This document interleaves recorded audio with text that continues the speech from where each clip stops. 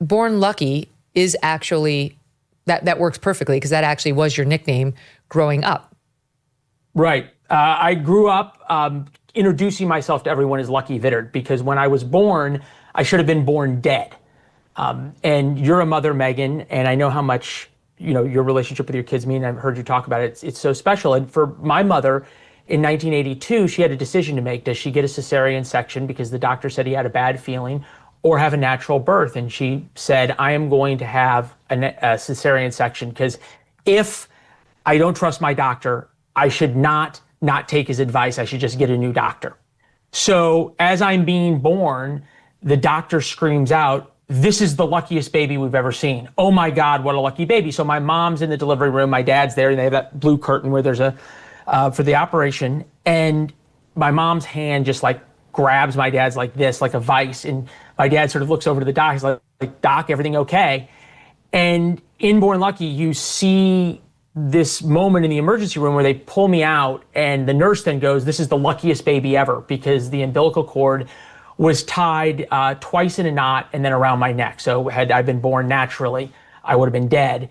And the doctor the next day came up to the room to check on me, and they have that little whiteboard, outside a room that says Carol Vittert, my mom, Leland Vittert, the kid, last time I ate, last time I pooped, and he crossed out Leland and said, call him Lucky. Oh my gosh, that is such a story. Okay, so thank God, by the way. And your dad, I can see him being pretty alarmed. What do you mean? Could you go on? Yeah. Could you fill in those details a bit, Doc? So you go on to have a rough childhood, and you didn't speak for the first 3 years at all. So finally, you said born in 1982, so now you're around 1985. And your parents take you in to the speech therapist and all that. And it turns out you can speak, you just are choosing not to speak. And then eventually they decide to have you tested. And can you speak to that sort of delta that you write about between various skill sets where they try to figure out whether you're on the autism spectrum?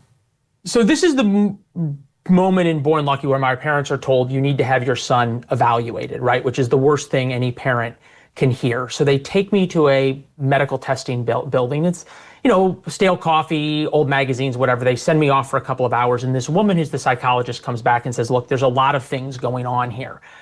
He obviously has behavioral issues and can't in any way relate to anyone his own age, and has sensory issues, all sort of what we now would know to be classic signs of autism. How old are you here? I'm 5. And would react really aggressively if in any way touched, and didn't understand any kind of social or emotional interaction with kids. But what you're talking about is in this testing process, they gave me an IQ test. And they figure out on one half of the IQ scale, I'm a genius. On the other half, I am mentally retarded, to use the parlance of the day. So a spread of 20 points between the two scores is a learning disability. I had a 70-point spread, right? Whoa. So, and the woman said, this is the biggest spread we've ever seen. And it's very difficult to know what's going on inside his mind, meaning my mind. So in that moment in Born Lucky, my dad goes, all right, what can we do? And the woman says, not much. And then he goes, is there anything we can do? And she says, generally not. So I wrote Born Lucky because I wanted to give parents, every parent of every kid who's struggling, not just with autism, the hope that my parents didn't have, that they can make an enormous difference and really bring out so much more in their child than what the experts say is possible. Your dad just refused to give up on you. Right.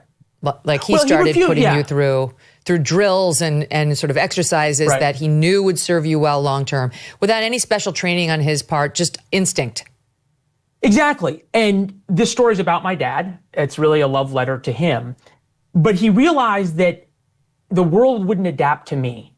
And he made no bones about the fact that the way I saw emotion and the way I interacted socially was not going to be accepted by the world. And if I wanted to have a fulfilling life and a chance at a loving relationship with a woman, which I now do, and I have a fabulous wife, if I wanted to have a career and be able to count people like you, Megyn, as friends, I was going to have to learn how to adapt. So that was this mission of his. And it was everything from 200 push-ups 5 days a week, starting when I was 5, to try and allow me to have self-esteem about something I had accomplished, because I wasn't going to accomplish anything in school and I wasn't good in athletics, all the way to taking me out to lunch. And like, I would have loved nothing more, because I was into the news and politics and everything else, to go to lunch with someone like you. And you and my dad would be talking, and you'd be talking about your kids, and I'd pipe in with questions about how do you book guests and who writes your scripts and how do you come up with what you're going to say, and on and on and on. And in that moment, my dad would tap his watch. And I write in Born Lucky about why it's so important that he tapped his watch without saying, hey, Lucky, be quiet, as most parents would. But tapping his watch was a silent way to communicate to me, hey, stop talking.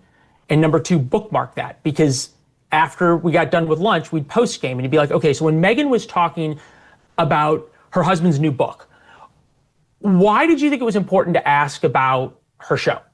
And I'd say, well, I don't know, Dad, I was interested in it. Right, but what do you think Megyn was interested in at that point? It was this very, very granular, minute by minute, sort of, for lack of a better term, reprogramming of my brain. Yes, he knew that you had the intellectual aptitude to learn how to behave properly, and taught you exactly how to do it, which is pretty extraordinary. What skills were you slower in then? Was it like the social skills? Was it more of like an Asperger's thing, Leland, where, like, Asperger's kids struggle socially but may have very high IQs?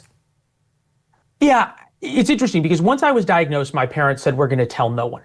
My dad didn't want me defined by a diagnosis. He said, if you get special accommodations, if you get extra time, you're not going to operate in the real world. So I don't know how to describe it sort of in a medical term, but in today's world, I mean, you would have said that I had no friends. In 5th grade, my dad came to the PE time at school to figure out that they'd put me with the girls because I was bullied and pushed around so badly with the boys. So imagine what that does to a father.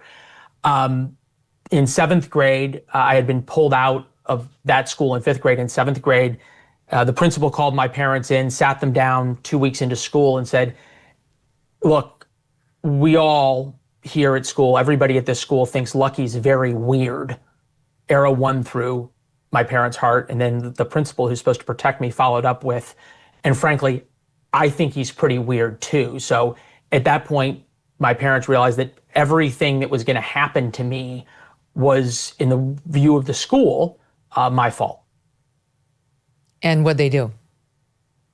Look, my dad became my best and only friend. And I write in Born Lucky how my dad, at about when I was 6 years old, had decided he was going to quit his job because he said, I realized that you needed me. And I was the only person who could be there for you because no one else would be. And so he became my only friend at the time, now my best friend.